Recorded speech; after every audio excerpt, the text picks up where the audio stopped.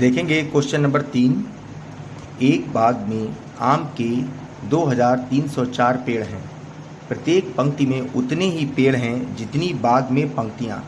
बाग में कुल कितनी पंक्तियाँ हैं? ध्यान रखिएगा, जब कभी किसी भी सवाल में ऐसी भाषा हो उतने ही पेड़ हैं और उतनी ही पंक्तियाँ, तो बाग में कितने होंगे। तो जब कभी भी ऐसी लैंग्वेज आए उतने ही पेड़ उतनी ही पंक्तियाँ, तो ठीक है, तो समझ लीजिएगा वर्गमूल का ही सवाल है। तो ठीक है, देखेंगे। चूंकि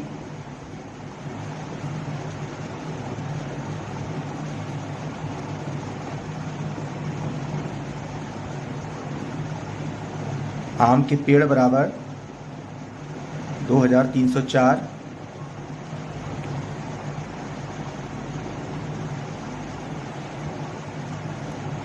चूंकि प्रत्येक पंक्ति में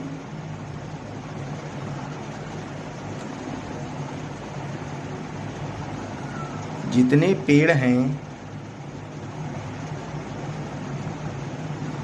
उतनी ही पंक्तियां, इसलिए ठीक है, ध्यान रखिएगा ये चूंकि का निशान होता है और ये इसलिए का निशान। ऊपर दो बिंदी हो, नीचे एक बिंदी है, तो ये चूंकि का निशान होगा, और ऊपर एक बिंदी है, नीचे दो बिंदी है, तो ये इसलिए का निशान होगा। इसलिए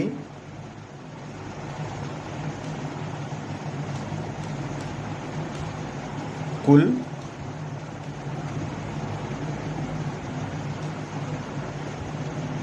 पंक्तियां बराबर देखेंगे 2304। अब यानी मुझे इसका वर्गमूल निकालना है, तो हम यहाँ पर वर्गमूल निकाल देंगे। अब इसका वर्गमूल हम कैसे निकालेंगे? भागफल विधि से। ठीक है, इससे पहले मैंने सवाल में गुणनखंड पद्धति बताई थी, अब ये भाग विधि है। ठीक है, देखेंगे, सीख लीजिए, इससे पहले भी पाठ में सिखाई है आपको। जोड़ा बनाएंगे ऊपर से, ये एक जोड़ा हो गया, ये दूसरा जोड़ा हो गया। ठीक है, वर्गमूल में जो भी सवाल भाग विधि से करेंगे तो उसमें वो दाहिनी तरफ से जोड़ा बनाते चलेंगे। तो देखेंगे, सबसे पहले हम एक ऐसी संख्या से इसमें भाग ले जाएं जो जितनी लिखें उतनी बार ही ले जाना है। अगर हम 5 से ले जाएंगे तो 5 25 ही बोलेंगे, 4 से ले जाएंगे तो 4 चौको 16 ही बोलेंगे, अगर 5 से ले जाएंगे 5 25 बोलेंगे तो ज़्यादा हो जाएगा। तो कितनी बार ले जा रहे हैं? 4 चौको 16। देखेंगे कितना बचा हमारा, 13 से 6 गए 7। ठीक, और हमारा 4 बार गया है। ठीक है, अब हम क्या करेंगे, एक और 4 लिखेंगे और इसको जोड़ देंगे।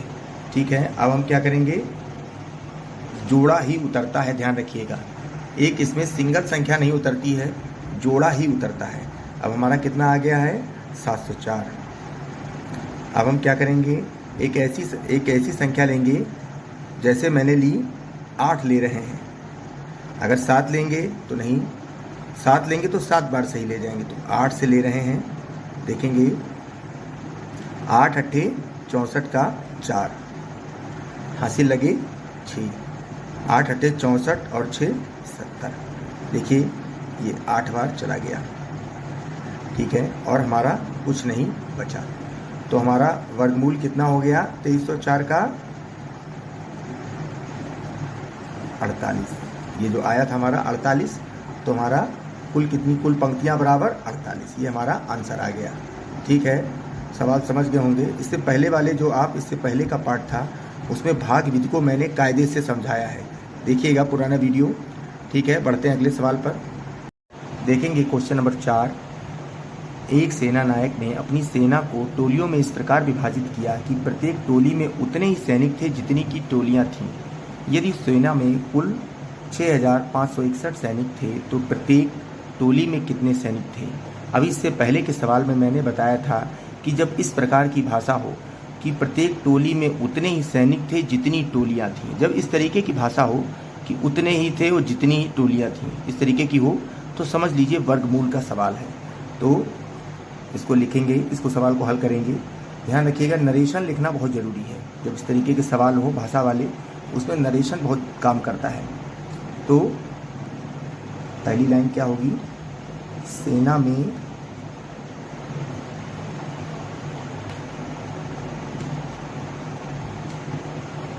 कुल सैनिक बराबर 6561। ठीक है, चूंकि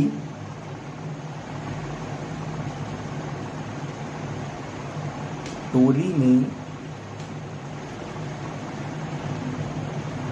उतने ही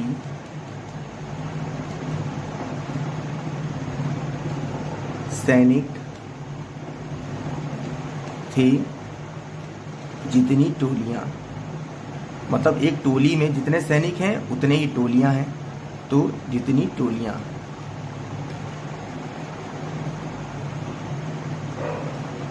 इसलिए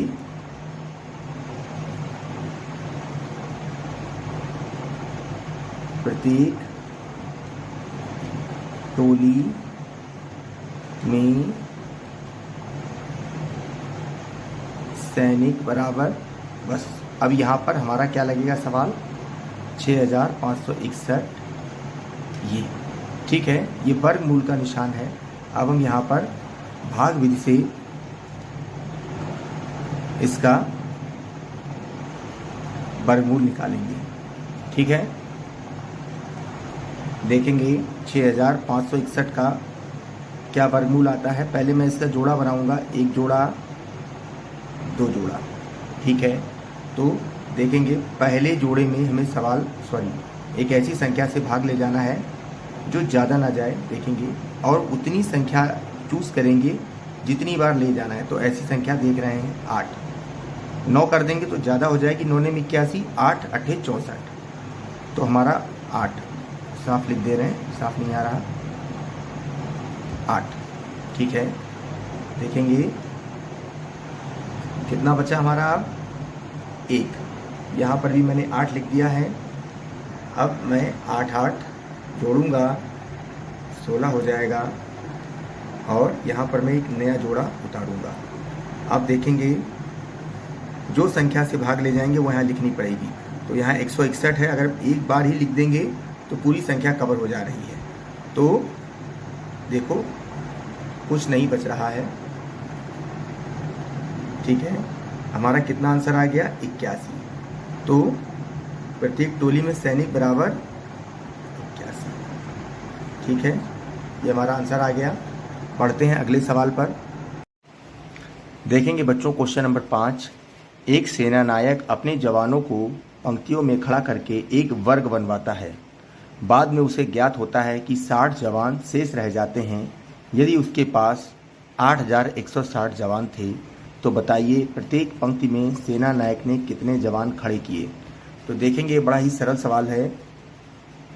ठीक है, अभी मैंने आपको कल बताया था कि यदि कभी क्वेश्चन में पूछे एक वर्ग बनवाता है और उतनी ही पंक्तियां बनवाता है जितने उसके अंदर जवान हैं, मतलब इस टाइप की अगर भाषा आती है किसी भी प्रश्न में, तो आप समझ लीजिए ये वर्गमूल का सवाल है। ठीक है, तो देखेंगे कुल जवान बराबर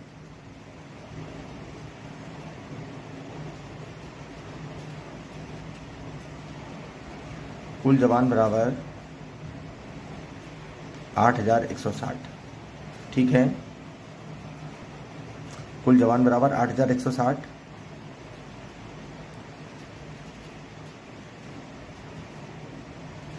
शेष रह जाते बराबर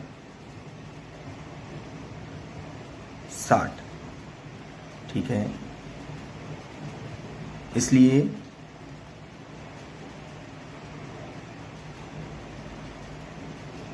वर्ग में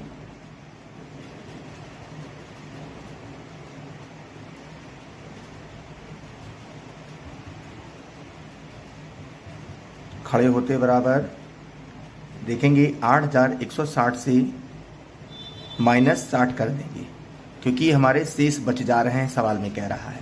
तो हमारे कितने जवान लग गए वर्ग में, 8100। कितने लग गए हमारे जवान, 8100। ठीक है, अब कह रहा है उसके पास 8,160 जवान थे। प्रत्येक पंक्ति में सेना नायक ने कितने जवान खड़े किए? तो देखेंगे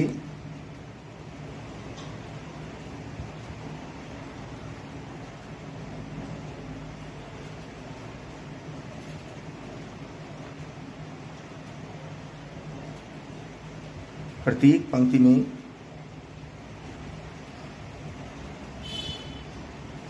खड़े हुए जवान बराबर, ठीक है। अब क्या करना है मुझे? 8,100 का वर्गमूल लेना है, ठीक है। अब जो पंक्ति में खड़े हुए हैं निकालेंगे वर्गमूल। चाहे तो आप गुणनखंड पद्धति से निकाल सकते हैं, चाहे तो आप भाग पद्धति से भी निकाल सकते हैं, ठीक है। जो आपको सरल लगे आप उससे निकाल लीजिए। मैं भाग पद्धति से निकाल रहा हूँ, ठीक है। देखेंगे एक जोड़ा बनाएंगे। अब देखेंगे इस जोड़े में कौन सा पढ़ा जाता है। पहला जोड़ा हमारा 81 का है, तो इसमें कौन सी संख्या का भाग जाएगा? देखेंगे 9 संख्या है, 9 नेम 81, ठीक है। कितनी बार गया? 81। कितना बच रहा है? Double zero. तो डबल जीरो बच रहा है, सिंगल जीरो लगा देंगे, यानी 90 हमारा आंसर आया। कितना हमारा आंसर आया? पंक्ति में प्रत्येक पंक्ति में खड़े हुए जवान बराबर 90 जवान, ठीक है। ये मैंने लिखा था, प्रत्येक पंक्ति में खड़े हुए जवान बराबर 90 जवान, ठीक है। ठीक है, तो ये 90 हमारा आंसर आ गया है। बढ़ते हैं अगले सवाल पर। देखेंगे क्वेश्चन नंबर 6, वह छोटी से छोटी संख्या ज्ञात कीजिए जिसमें 1890 में गुणा करने पर गुणनफल पूर्ण वर्ग होगा। तो देखेंगे इसका हल। सबसे पहले हम 1890 के गुणनखंड करेंगे, ठीक है। क्या करेंगे? गुणनखंड करेंगे। देखेंगे 3 का पाड़ा पहले 1 में नहीं जाता है, तो हम दूसरी संख्या लेंगे, हो जाएगा 18, तो 3 छाक 18। फिर 3 का पहाड़ा 9 में ले जाएंगे, 3 तियाँ 9, कितना आ गया हमारा? 630। फिर 3 का पहाड़ा ले जाएंगे, 3 दूनी 6, 3 एकम 3 0। फिर 3 का पहाड़ा ले जाएंगे, 3 सते 21 0। अब 70 में ऐसी संख्या देखेंगे जो चले, जिसका पहाड़ा चला जाए 7, जो भाग चला जाए मतलब 7 धामन 70, फिर 10। तो हमारे गुणनखंड कितने आ गए? देखेंगे ये गुणनखंड हमारा जोड़ा है, ठीक है। ये एक जोड़ा आया है, बाकी सब सिंगल आए हैं। देखिए ये 3 सिंगल है, ये 7 सिंगल है, ये 10 सिंगल है, तो ठीक है।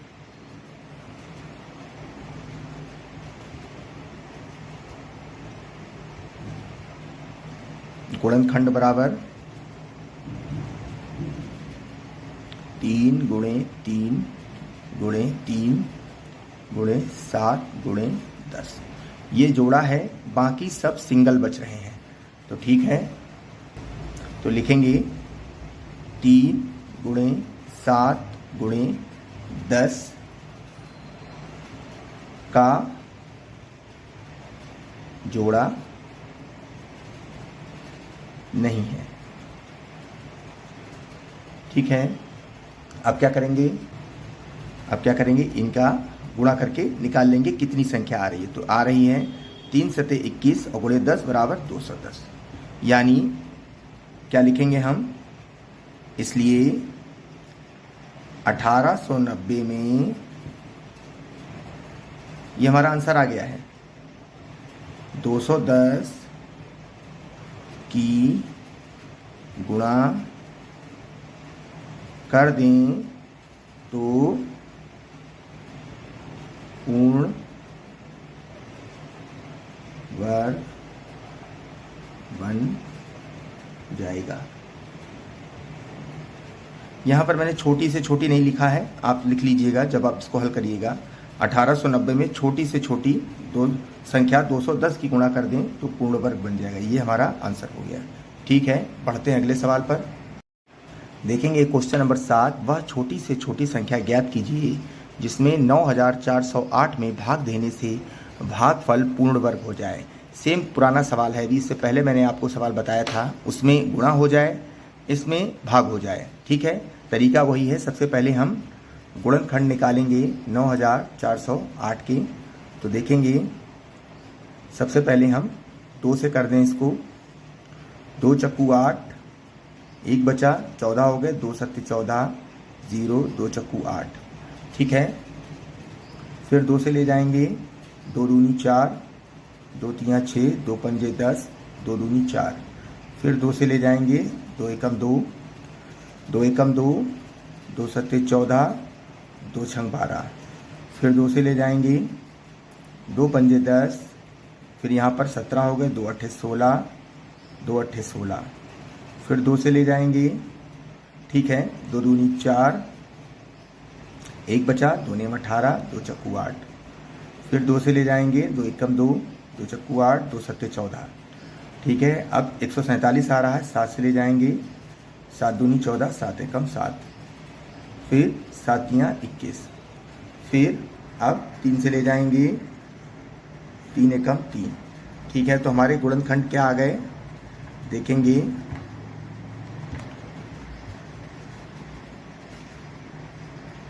गुणनखंड देखिए, इसमें ये जोड़े बन गए हैं, 1 जोड़ा, 2 जोड़ा, 3 जोड़ा, एक ये जोड़ा। अब ये सिंगल संख्या बच रही है, तो गुणनखंड हमारे क्या आ गए हैं, 2 गुणे 2, 2 गुणे 2, 2 गुणे 2 गुणे 7 गुणे 7 गुणे 3। ये हमारे गुणनखंड बन गए हैं। ठीक है, इतने मेरे गुणनखंड बन गए हैं। तो देखेंगे कितने जोड़े हो गए इसमें, 1 जोड़ा, 2 जोड़ा, 3 जोड़ा, 4 जोड़ा, ये सिंगल है। ठीक है, तो लिखेंगे इसमें 3 संख्या का जोड़ा नहीं है। ठीक है, फिर आगे क्या लाइन लिखेंगे, इसलिए वह छोटी सी छोटी संख्या बराबर 3, कितनी है, 3 है। ठीक है, सवाल पूरा हो गया। ठीक है, अभ्यास भी पूरा हो गया। मैं अब इसके बाद आपको पूरे 2 से लेकर 25 तक के वर्ग लिखवा दे रहा हूं, और आपसे अपेक्षा करता हूं कि आप ये वर्ग पूरे कंठस्थ कर लेंगे। अगर ये आपने वर्ग कंठस्थ कर लिए तो आपको जो भी इस तरीके के सवाल होंगे वर्ग और वर्गमूल के लगाने में 80% सुविधा मिल जाएगी। अगर 25 से ऊपर के वर्ग हैं तो आपको हल ही करने पड़ेंगे। यदि 25 से नीचे तक 80% आप जितने भी क्वेश्चन मिलेंगे उसमें आपको कंपटीशन या आपका होम एग्जामिनेशन हो, उसमें सब में सुविधा मिल जाएगी। ठीक है, मैं लिखाने जा रहा हूँ, कंठस्थ कर लीजिएगा। पहाड़े तो आपको 25 तक याद ही हो, वर्ग भी याद कर लीजिएगा। ठीक है, अभी लिखा रहा हूँ। बच्चों देखो, मैं 1 से 25 तक की संख्याओं का वर्ग आपको लिखाने जा रहा हूँ। इनको आप कंठस्थ कर लें। अगर आपने इनको कंठस्थ कर लिया तो आप 80% तक वर्ग व वर्गमूल के सवालों को हल कर लेंगे बहुत ही जल्दी।